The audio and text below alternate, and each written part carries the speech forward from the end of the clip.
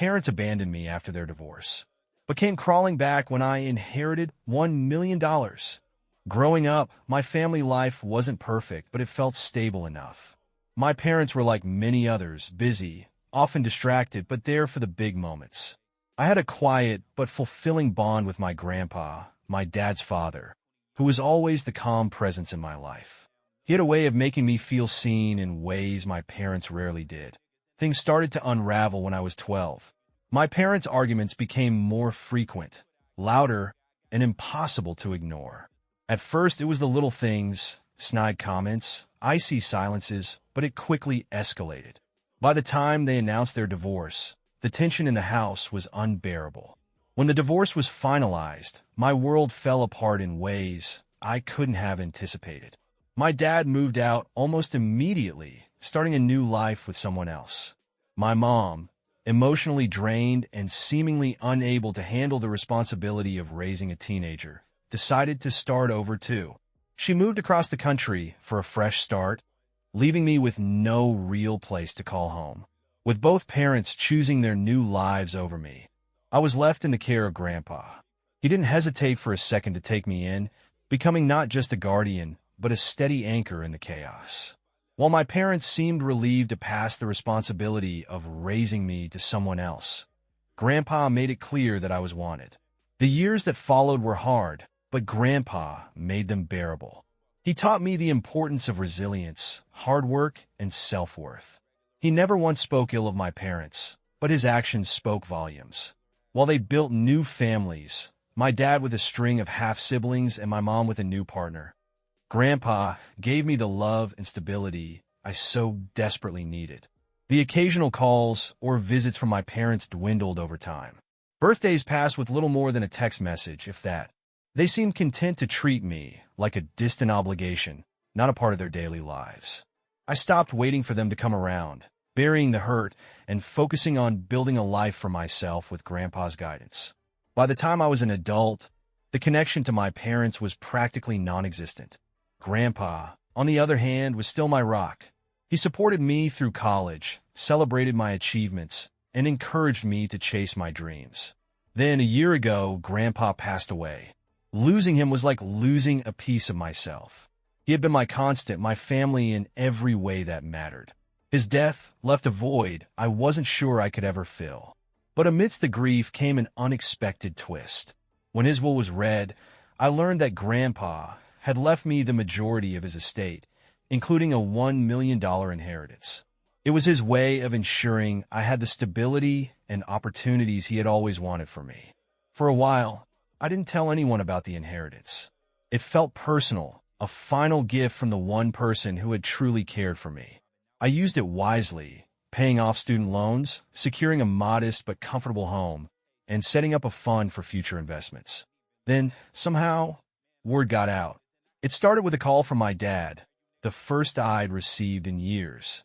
At first, I thought it was a mistake, maybe a pocket dial, but when I answered, his tone was friendly, almost overly so. He asked how I was doing, reminisced about old times, and even apologized for the distance between us. I wanted to believe it was genuine, that maybe he had finally realized the damage he'd done. But then the conversation shifted. He mentioned hearing about Grandpa's will and congratulated me on the inheritance. That's when it clicked. This wasn't a reconnection. It was a setup. Within a week, my mom reached out too. Her tone was eerily similar to my dad's. Warm, apologetic, and laced with subtle curiosity about my financial situation. It wasn't long before the truth came out. My dad was drowning in debt, and my mom wanted help supporting my younger half-siblings. Suddenly, they both seemed to think it was my responsibility to step in and help the family. When my parents started calling again, it didn't take long for their true intentions to surface. The warmth in their voices, the sudden interest in my life. It wasn't about reconnecting. It was about the money. My dad's requests were direct. He laid out the situation as though it were a business transaction, detailing his mountain of debt and how just a little help from me could make all the difference. He framed it as an opportunity to be a real part of the family again, dangling the idea of acceptance in front of me like a carrot on a stick. He also made it clear that the money wouldn't just be for him. My younger half-siblings, who I barely knew, were apparently in need of better schools, extracurricular activities, and opportunities that only my inheritance could provide. My mom's approach was more subtle, but just as manipulative. She painted a picture of my half-siblings struggling, emphasizing how much they needed someone to step up for them. She talked about family loyalty and framed her request as a chance for me to do the right thing. The sheer audacity left me reeling. These were the same people who had walked out of my life without a second thought, who had chosen to build new families and leave me behind. And now, after years of silence, they expected me to swoop in and fix their problems? At first, I tried to handle it calmly. I explained that Grandpa's money wasn't a windfall for everyone to share. It was a gift he had left specifically for me. I told them I had used it responsibly, securing my future and honoring the sacrifices Grandpa had made to give me stability. But my words fell on deaf ears. The calls became more frequent, and their tone shifted. My dad grew frustrated, accusing me of being selfish and ungrateful. He reminded me that Grandpa's wealth had come from family assets, as though that somehow entitled him to a share. My mom, meanwhile, tried guilt, bringing up the hardships my half-siblings were facing and questioning how I could turn my back on innocent children. It wasn't just phone calls either. My mom started messaging me daily, sending long, emotional texts about the struggles of her new family. My dad, less subtle, emailed spreadsheets of his debts, complete with calculations of how much I could contribute without hurting myself financially. Their persistence was suffocating, but what hurt the most was the realization that they didn't care about me, only what I could give them. The situation reached a breaking point when I came home one evening to find a letter slipped under my door. It was from my dad, but unlike his previous messages, this one wasn't polite or pleading. It was a demand. In the letter, he laid out his expectations in stark terms. He wanted a lump sum payment to clear his debts and a commitment to cover my half-siblings' private school tuition for the next 5 years. He framed it as an obligation, something I owed him for raising me before Grandpa took over. The letter was filled with veiled threats about how refusing to help would destroy the family, and how I would be responsible for tearing everyone apart. It was manipulative, cruel, and a stark reminder of the man he had always been. For days, I struggled with how to respond. Part of me wanted to lash out, to throw their abandonment back in their faces and cut ties once and for all. But another part of me, the part that had spent years longing for their approval, hesitated. I confided in a close friend, who listened patiently before saying something that stuck with me. They don't see you as a person. They see you as a bank account. It was harsh, but it was the truth. I finally decided to take action. I drafted a letter to both my parents, carefully laying out my boundaries. I explained that the money Grandpa had left me wasn't up for discussion, and that their attempts to manipulate me were unacceptable. I told them that if they continued to push, I would have no choice but to cut off all contact. But before I could send it, something happened that changed everything. One evening, as I was going through old boxes of Grandpa's belongings, I found a folder tucked away at the bottom of a drawer. Inside were documents I had never seen before, letters, legal papers, and a detailed financial record of Grandpa's estate.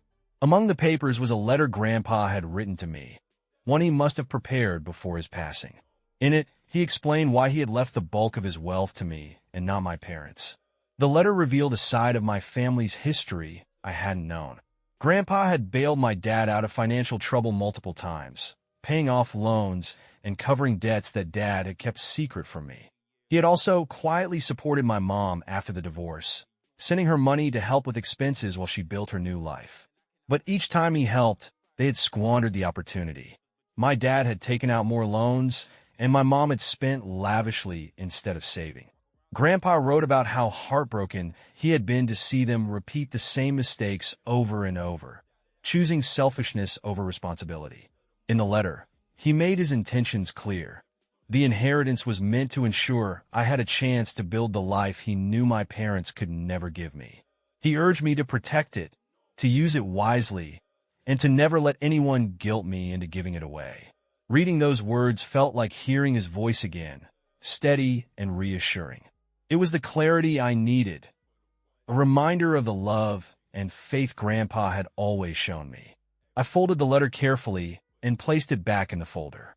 My parents' demands, their manipulation, their guilt trips, it all seemed so small in comparison to the trust Grandpa had placed in me. That night, I sent my response to my parents. It was firm, clear, and final. After I sent the email to my parents, the air felt heavy, as if I were bracing for a storm I knew was inevitable. The moment I clicked send, I was sure I had done the right thing, but a knot of anxiety twisted in my stomach. My parents had a way of turning every situation into a guilt-laden battlefield, and this would be no different. The first response came from my dad, and it was exactly as I expected: angry, defensive, and completely devoid of accountability. He called me less than an hour after receiving my email, his voice laced with outrage. He accused me of being selfish, throwing around phrases like family obligation and paying it forward. He claimed that Grandpa's money wasn't just mine, that it belonged to the family as a whole, and that withholding it made me cruel and ungrateful. His tone grew darker as the conversation continued. He brought up the sacrifices he believed he had made for me when I was a child, conveniently ignoring the fact that he had abandoned me shortly after the divorce. He called me heartless for refusing to help my half-siblings, as though their struggles were somehow my responsibility. When I stood firm, refusing to engage with his manipulative tactics, his anger morphed into threats. He warned me that my decision would destroy the family, and that I would regret it when I found myself isolated and alone. His words stung, but not for the reasons he intended. They reminded me of the child I had been, the one who had longed for his approval, who had spent sleepless nights wondering why I wasn't enough for him to stay. But I wasn't that child anymore. My mom's response came next, but her approach was entirely different. She didn't yell or accuse me outright. Instead, she played the role of the wounded, misunderstood parent. Her messages were long and emotional, filled with pleas for me to think of the children and consider the impact my decision would have on my half-siblings. She painted a picture of them struggling, needing better schools, tutors, and opportunities that only my inheritance could provide. She wrote about how hard life had been for her since the divorce, how she had tried to do her best despite the odds, and how a little help from me could make all the difference. It was manipulative in a quieter, more insidious way. Her words weren't as confrontational as my dad's, but they carried the same weight of guilt, designed to make me question my boundaries and second-guess my choices. The persistence was suffocating. My mom started messaging me daily, sending long texts that alternated between guilt and nostalgia. She attached photos of my half-siblings smiling, innocent faces that I barely recognized, and urged me to reconsider for their sake. My dad, less subtle, began emailing me spreadsheets of his debts. Each email was accompanied by calculations, showing exactly how much of my inheritance he believed I could spare without jeopardizing my own finances. It was clinical, detached, as though he expected me to treat his financial mess as my responsibility. I confided in Alex, who listened patiently as I vented my frustration and confusion. He reminded me of the boundaries I had set, encouraging me to stand firm and protect the life I was building. But even with his support, the weight of my parents' manipulation began to take a toll. The breaking point came one afternoon when I received a notification from my bank about an attempted withdrawal on one of my accounts. Alarmed, I called the bank immediately and was told that someone had tried to access my funds using outdated account information. The bank flagged the attempt as suspicious and blocked it, but the incident left me shaken. I knew in my gut who was behind it. My dad's desperation for money, combined with his reckless behavior, made the timing far too coincidental. I reported the incident to the bank, documenting everything as I prepared to confront him. When I called him to demand an explanation, he denied any involvement but quickly became defensive. He accused me of being paranoid and ungrateful, twisting the situation to make it seem as though I was the one overreacting. That was the final straw. I contacted my lawyer the next day and began the process of cutting all legal and financial ties with my parents. I updated my accounts, added security measures, and ensured that neither of them had access to any part of my life that could be exploited. The fallout was immediate. My dad sent a barrage of messages, each one angrier than the last. He called me selfish, heartless, and accused me of prioritizing money over family. He claimed I was turning my back on my siblings, that I was abandoning him in his time of need. My mom's response was equally intense, but more calculated. She leaned into the narrative of being the victim, painting herself as a mother who had been unfairly cut off by a cold, ungrateful child. She reached out to extended family, spinning the story in her favor and enlisting their support to pressure me into reconsidering. The calls and messages from relatives poured in. People I hadn't spoken to in years suddenly had opinions about my choices, urging me to make things right and keep the family together. It was exhausting and infuriating, but I held firm. Through it all, I clung to Grandpa's letter. His words were my anchor, a reminder of why he had trusted me with his legacy. He had seen through my parents' patterns long before I had, and his faith in me gave me the strength to resist their manipulation. The final confrontation came when my dad showed up at my house unannounced. I opened the door to find him standing there, his face a mask of anger and desperation. He demanded to talk, but his words quickly turned into a tirade of accusations and guilt. I stood my ground, refusing to engage with his tactics. I told him that his actions, the attempted withdrawal, the constant manipulation, had destroyed any chance of rebuilding our relationship. He left in a huff, muttering something about how I would regret this decision one day. That was the last time I saw him. After my dad's unannounced visit, I couldn't shake the feeling of being watched, cornered, and intruded upon. His presence at my doorstep had crossed a line I hadn't realized I needed to enforce until that moment. His desperation, paired with my mom's endless emotional manipulation, had created an environment where I no longer felt safe in my own home. The next morning, I made a series of calls. First, to my lawyer, to begin the process of legally protecting myself from further harassment. Then, to a security company to install cameras and alarms around my property. Lastly, to my therapist, who had been helping me process the emotional weight of my parents' reappearance in my life. The restraining order against my dad was approved within weeks. While he hadn't been overtly violent, his attempts to manipulate me financially, his access to my old banking information, and his appearance at my home created a strong enough case for the court to grant my request. The restraining order served as a wake-up call, though not in the way I had hoped. My dad didn't lash out publicly or attempt to contact me again directly. Instead, he went silent, retreating into what I can only imagine was a mix of anger and wounded pride. The silence was deafening, a stark contrast to the months of demands and manipulations I had endured. But my mom wasn't deterred. The restraining order only seemed to embolden her efforts to get through to me. She began sending lengthy, emotional emails, filled with pleas for me to reconsider and warnings about the impact my decision would have on my younger half-siblings. The tone of her messages shifted with every attempt.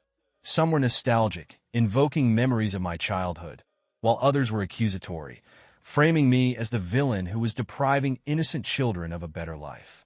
What made her messages particularly painful was her use of old photos and keepsakes to tug at my heartstrings. She attached pictures of me as a child, smiling at birthday parties or playing in the yard, alongside pictures of my half-siblings in similar poses. It was a calculated move, designed to blur the line between her old family and her new one, as if to say, "You're all the same. You should care for them as I cared for you." But it wasn't the same. Those pictures brought back memories of a childhood that felt increasingly hollow the more I thought about it. The birthday parties where my parents argued in the background. The moments where my achievements were met with indifference while Laura, my dad's new wife's child, was lavished with praise. The times I had to explain to friends why my mom wasn't at the school play or why my dad had forgotten to pick me up. Those photos were meant to guilt me, but instead, they solidified my resolve. The turning point came when a package arrived at my home one afternoon. I immediately recognized my mom's handwriting on the label, and my stomach sank. Inside, I found an assortment of childhood keepsakes, handwritten birthday cards, old toys, and school drawings, carefully arranged to evoke a sense of nostalgia.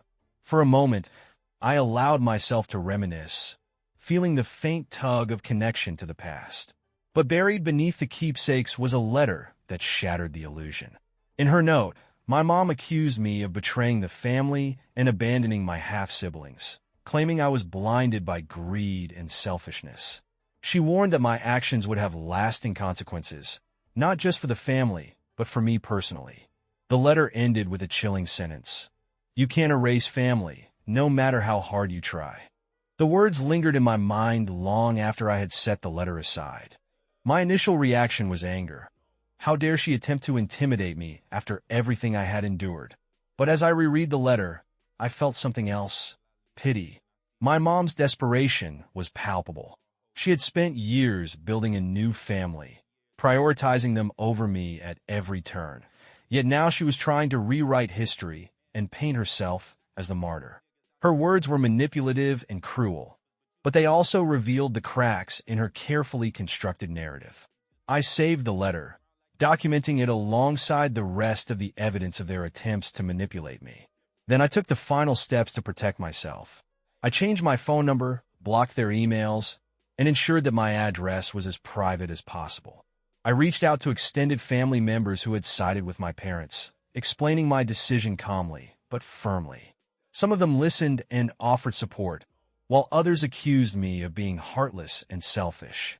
I let their opinions roll off me, knowing that my truth didn't need their validation.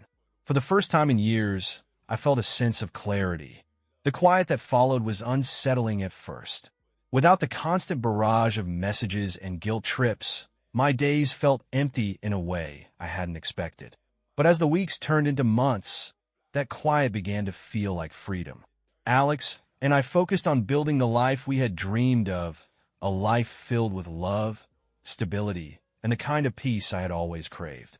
We made plans for the future, exploring new opportunities and creating memories that were entirely ours. But the weight of my parents' actions lingered, like a shadow that couldn't quite be erased. I revisited Grandpa's letter often, finding solace in his words and the unwavering belief he had in me. His gift wasn't just financial. It was a reminder that I had the strength to break free from the toxicity that had defined so much of my life. One evening, as I sat on the porch watching the sunset, I realized something profound. My parents' reappearance in my life had forced me to confront years of unresolved pain and abandonment.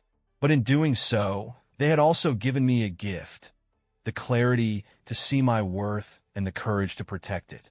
I wasn't just moving forward, I was finally free. In the months that followed my final decision to cut contact with my parents, life took on a new clarity. At first, the silence felt strange. After months of relentless calls, texts, and attempts at manipulation, the absence of their presence was like stepping into a quiet room after being surrounded by noise for too long. But soon, that quiet became a source of peace. For the first time in years, I felt untethered from the emotional weight my parents had placed on me. Without their voices in my ear, I could finally hear my own thoughts, my own desires, and my own plans for the future. My dad's silence was absolute. After the restraining order and the financial boundaries I had set, he had retreated entirely. There were no more angry calls, no more emails full of spreadsheets and demands. I imagined him nursing his pride in silence, too bitter to admit defeat. My mom, on the other hand, didn't let go as easily. Through extended family, she made one last attempt to reel me back in. An aunt called me one evening, saying my mom wanted to make amends and start over. She framed it as a heartfelt plea, but even in her words, I could sense the familiar threads of control and guilt. My mom didn't want to reconcile. She wanted to regain access to the parts of my life she could no longer manipulate. I thanked my aunt for the message, but told her I had no interest in revisiting old wounds. I explained, calmly but firmly, that my decision to cut contact wasn't made lightly. It was a choice I had made to protect my well-being, and it wasn't up for negotiation. The conversation marked a turning point for me. For years, I had danced around the truth, afraid to fully confront the toxic dynamics that had defined my relationships with my parents. But now, I felt empowered to stand by my boundaries without guilt or hesitation. As the weeks turned into months, the emotional scars my parents had left behind began to fade. I stopped replaying their words in my head, stopped wondering if I had been too harsh or ungrateful. Instead, I focused on the life I was building with Alex, a life filled with love, stability, and the kind of peace I had always longed for. One evening, as Alex and I were organizing old boxes in our garage, I came across Grandpa's folder. It had been months since I'd looked through it, but something compelled me to open it again. Inside, I found the familiar letters and documents, each one a testament to the love and care Grandpa had shown me. But this time, I noticed something I hadn't seen before, a small note tucked into the corner of one of the pages. The note was written in Grandpa's handwriting, the familiar loops and curves instantly bringing tears to my eyes. Remember, you are not defined by their mistakes. You are more than the pain they caused you. Build the life you deserve, and never let anyone take it from you. I sat with those words for a long time, letting their meaning sink in. Grandpa had always seen my potential, even when I couldn't see it myself. He had believed in my strength to break free from the cycle of dysfunction and create a future that wasn't weighed down by the past. That note became a mantra for me. Whenever doubt or guilt crept in, I returned to Grandpa's words, reminding myself of the life he had envisioned for me. His legacy wasn't just the financial inheritance. It was the faith he had placed in me to rise above the chaos and find my own path. The months that followed were filled with quiet joys. Alex and I spent more time together, planning for the future and embracing the stability we had worked so hard to achieve. We traveled to places we had always dreamed of visiting, celebrated milestones together, and built a home filled with love and laughter. The absence of my parents in my life didn't feel like a loss. It felt like freedom. Without their constant manipulation and toxicity, I could finally focus on what truly mattered. I poured myself into my work, my relationships, and my personal growth, savoring the peace that came with setting boundaries and sticking to them. But even as I moved forward, I couldn't help but reflect on the lessons the journey had taught me. My parents' reappearance in my life had forced me to confront years of unresolved pain and abandonment. Their actions had been cruel and selfish, but they had also given me clarity. I learned that family isn't defined by blood. It's defined by love, respect, and the people who show up for you when it matters most. For me, that person had always been Grandpa. He had been my true family, the one who had seen me, believed in me, and given me the tools to succeed. The inheritance wasn't just about money. It was about freedom, the freedom to choose my own path, to break away from the cycle of manipulation, and to build a life I could be proud of. In the years that followed, my parents remained estranged, their silence a reminder of the choices they had made and the boundaries I had set. Occasionally, I would hear whispers through extended family about their struggles or their bitterness toward me, but I let it go. Their opinions no longer had power over me. Grandpa's legacy lived on in every decision I made. His words, his kindness, and his belief in me shaped the life I built. I knew he would have been proud of the person I had become, not just because of my successes, but because I had chosen to honor myself and my worth. The past no longer defined me. I wasn't just surviving, I was thriving,